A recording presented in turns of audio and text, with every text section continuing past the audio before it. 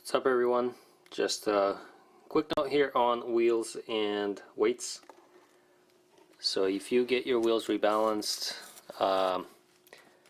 normally the sticky stuff is okay for street driving, but if you are doing any track work, and I know everybody is a race car driver, so you definitely probably go to the track.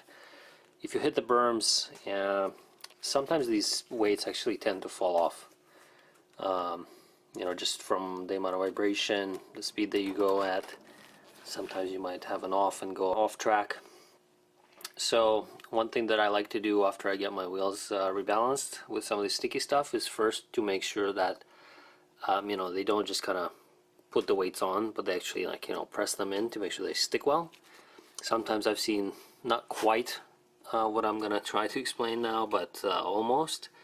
They would just basically stick, you know, these two ends, so that it basically looks like the weights are kind of a straight line, so the middle of them is actually not touching the wheel.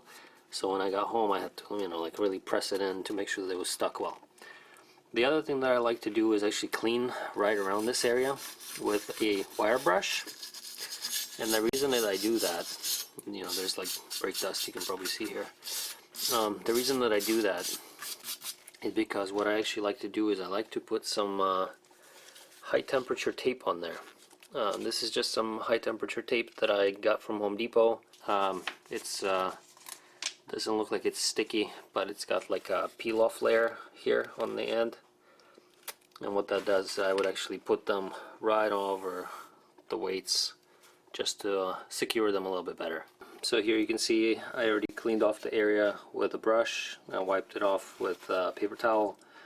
I rip off a piece of this tape and I really try to work it in to make sure that it sticks well to the wheel and covers the weight itself.